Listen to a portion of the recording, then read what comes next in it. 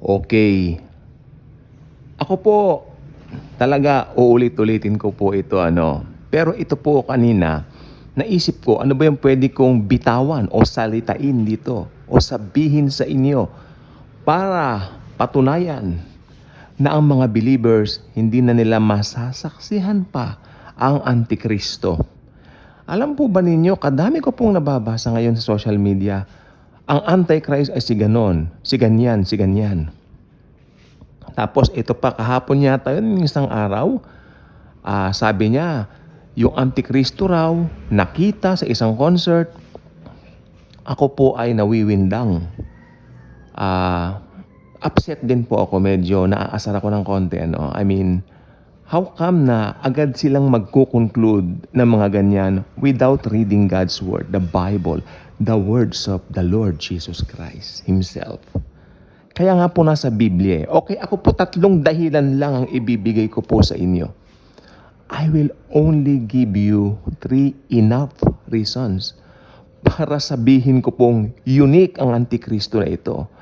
Huwag niyong pangarapin na ito ay inyong masaksihan sapagkat ibang klase po itong Antikristong ito.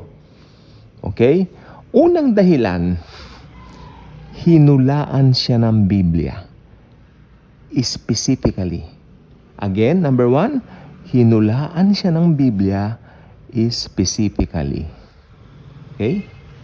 So, may sulat si Pablo sa mga Thessalonians, at hinulaan din siya ni Daniel. So, ang Biblia po ay both Old and New Testament nagbabanggit ng tungkol dito sa man of lawlessness na ito. Okay? So, please, wag niyong pangarapin na ito ay inyong makahalubilo. Huwag kayong turo ng turo, oy, siya ang Antichrist, siya ang Antikristo. Wala po diyan sa mga yan. If you are a believer of the Lord Jesus Christ, teka lang po usap tayo.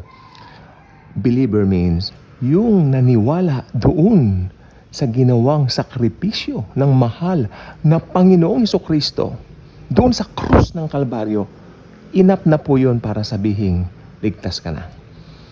Sino man ang maniwala, magkakaroon ng buhay na walang hanggan. The Bible is very, very clear, my dear. My dear brothers and sisters.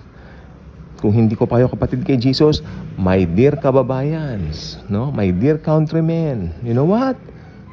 Believe only in the Lord Jesus Christ and thou shalt be saved. Again, ang number 1 na pinakapangunahing dahilan bakit hindi natin mamimit ang Antikristong ito ay sapagkat ito po ay inihula na po ng Biblia. Hinulaan siya ng Biblia specifically. Meaning, ibang klase ito. Punta na po tayo sa pangalawa, connected po rito. Ang Antichrist po ay tinawag na the beast. The beast. Makinig pong mabuti. Makinig po kayong mabuti. Importante ito. Pag sinabi ng Biblia ang the beast, pagsamahin mo si Hitler, Stalin, hindi po ako masyado marunong sa history, Napoleon, Nero, hindi ba yung Nero, yung nagsunog, or something like that. Lahat ng mga masasamang taong nakilala mo na, sige na. Pagsama-samahin mo man silang lahat, sila ay magiging maamong tupa kumpara sa Antikristo. Makinig po kayong mabuti. Yung mga taong binanggit ko kanina na alam ninyong mga masasama sa history, sila po, sila ay hindi hinulaan ng Biblia. Pero ito, hinulaan ng Biblia. Yan ang number 1 natin. Pangalawa, ang tawag sa kanya, the beast. The beast. Halimaw. O ito na naman tayo. Yung mga hindi baka naman magsabihin, halimaw, yung literal na halimaw. Pag ikaw 5 taong gulang na bata, nagbasa ka ng Biblia, iisipin mo malamang halimaw. No. Pag sinabing halimaw, sobrang sama. Masama talaga. Kakaiba ang Antikristong ito. Okay? Ito na pong pinakamabigat. 3 lang po ito, Enough na sana to para matigil na po yung mga sinasabing, ang Antikristo, ang Antikristo si ganun. O tapos, hindi na naman, tahimik. Tumahimik na naman. Ang Antikristo, ang Antikristo, siya na naman. Tama na yan. Dahil itong sasabihin kong pangatlo, although marami tayong pwedeng i-pick, itong sasabihin kong pangatlo, ito na marahil ang pinaka mabigat. Ang Antikristo po ay si Satanas mismo sa 3.5 years. I mean sa second 3.5 years. Mamamatay si Antikristo at sinabi ng Biblia, minsan lamang po sa tawang mamatay tapos ang paghukom. Malamang yung katawan ng Antikristo na baril o something na namatay, nasaksan ng buong mundo, at yung kaluluwa niya pumunta agad dun sa Hades. Pero yung katawan ng Antikristo, si Satanas papasok maroon. Kaya ang Antikristo, kaya sabi ko sa inyo, ubod ng sama, dahil si Satan mismo yon, si Satanas mismo yon. Kaya please lang, huwag kang magtuturo ng ganyan. Siya ang pinakamasamang tao na mabubuhay yan. Yung Antikristo yan, dahil siya si Satanas. No? Pagkatapos, siya rin ang magiging pinaka-popular. Tandaan po ninyo, si Satanas, Lucifer, gusto niya maging sikat siya. Matutupad yan sa Great Tribulation, doon sa second. No? Kasi doon sa first 3.5 years, yung mismong Antikristo mismo, makikipag-peace treaty. Then yung pag ilalabas na talaga yung kulay niya, actually si Satan na po yun, nabuhay, di ba? Ang sabi ng Revelation, namangha ang lahat ng tao sapagkat nakita nila itong halimaw na ito, yung beast na ito, namatay na, pero muli itong nabuhay. Okay, alam naman natin sa ating mga makabagong technology ngayon, wala pong imposible. Maaring nakasatellite din nung namatay itong Antikristo. Tapos makikita nakasatellite din, pinaglalamayin, biglang nabuhay. O kaya ang mga tao, mamamangha. Kaya magre-require ang Antichrist doon sa pamamagitan ng kanyang false prophet. Halimaw din po yan, pero yung halimaw na yan galing po sa kalupaan. Yung Antichrist kasi galing sa sea. Pag sinabing sea, ang Antikristo po ay galing sa Europe. Ibig sabihin, isa pong hentil. No? Pero pag sinabing galing sa kalupaan, well, sa Bible, pag sinabing kalupaan, sumisignify yan sa mga tagalupa. Ibig sabihin, lupa ng Israel. So, ang false prophet po, naniniwala po ko, ang false prophet, since halimaw na galing sa kalupaan, ito po ay isang Hudyo. Believe me. Okay? So, mahaba po kasi pag-aaralan natin dito. But please, stop doing Antikristo si gano'n. Ay, Antikristo si gano'n. Okay, review po natin, no? Sana kumuha kayo ng lapis at papel, ballpen at papel. Ilista po ninyo to. No? Kasi anytime now, rapture na sa mga nangyayari sa current events. Okay, at least alam natin, no? Hindi tayo padadaig dun sa mga, Antikristo, Antikristo, walang katapusan yan, Okay, sige. Una, dahil sige nga, refresh yung memories ninyo.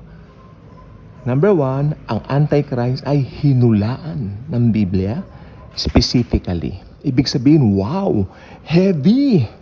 Di ba? Tandaan niyo si Lord Jesus Christ, may hula sa kanya doon sa Old Testament bago siya naging tao. Di ba?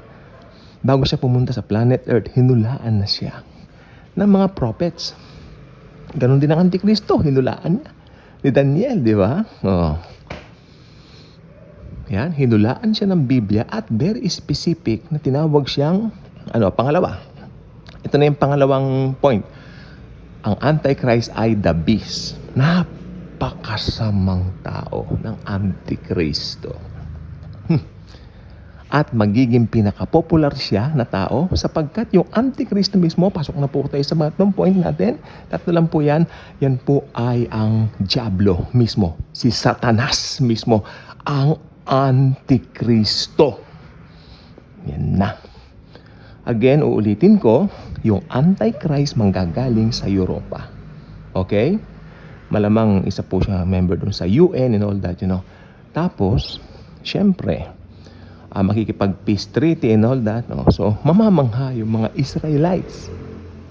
Syempre, Europeano yan. Wow, ito na ang ating tagapagligtas, sasabihin nila. Kaya, ang mangyayari niyan, sila ay bilib na bilib dito. Hanggang dumating yung time na maibibuild yung kanilang pinakamimithing third temple. Maitatayo po talaga yan. Why sinabi ng Biblia ng Bible, So, ganun po mangyayari. Pag naitayo na yung temple na yan, sa kasagsagan yan, nag-gain na yung popularity ng Antichrist na ito. Pero mapuputol yan ng panandalian dahil ang Antikristo ay mamamatay. Hindi ko po alam kung anong klaseng pamamaraan, pero definitely mamamatay ang Antikristo. Pagkatapos, pag namatay ang Antikristo, syempre, sa ating kapanahonan ngayon, meron na po tayong satellite, mga high-tech na po, mga FB Live na yan. Pinaglalamayan, nakaburol, tapos biglang babangon. Wait. Sa pagbangon ng Antikristo, yung kaduluan ng Antikristo nasa Hades na. Diba? Kasi sabi nga ng Biblia sa Hebrews, minsan lang sa tao ang mategi o mamatay, and then ang paghuhukom. Ang sinabi doon ng Hebrew, yung paghuhukom, ibig sabihin, saan mo i-spend ang yung eternity? Since ang Antichrist na yan ay unbeliever, sa Hades po yan. Pero, yung katawan ng Antikristo, ito na. Si Satanas na yon. Pag bumangon, si Satanas na yon. Amen? Amen. So, excited ako. So, yan po. Since alam natin yan, imposible na malinlang kayo. Ang video ito po, please, i-share ninyo. Marami po ngayon ang nalilito dyan. Kailangan nilang marinig ito. I-share niyo, maawa kayo sa mga taong nalilinlang. Okay? Kaya kung hindi pa kayo subscriber sa channel na ito, I invite you to do so. Click the notification bell, share the video, share the love of the Savior, the Lord Jesus Christ. Again, balikan natin yung 3 points. Bakit kakaiba ang Antichrist na to? Hinulaan siya, means napaka-special nung kanyang di ba? Ibang klase talaga. Pangalawa, siya ay beast. Siya ay grabe. Diablo, masama, beast. At pangatlo, eto na po, ultimately, dahil ang Antikristo mismo, doon sa pangalawang part ng tribulation, yun na po yung Great Tribulation, pag nabuhay yon, hindi na po yung mismo yung Antikristo yon. Yun na po si Satanas, ginagamit yung katawan ng Antikristo. Okay? I hope i-share nyo itong video to. Ang daming magbe-benefit. At nang hindi sila nalilinlang ng kung ano-anong turo. Okay? So marami pong salamat. Naway, maranasan natin lalo ang pag-ibig ng Panginoong Hesus sa atin sa bawat araw. Kung gaano siya katinding umibig at magmahal sa atin. Patuloy niya tayong bless at i-bless pa araw-araw. Thank you, and Jesus truly loves us all.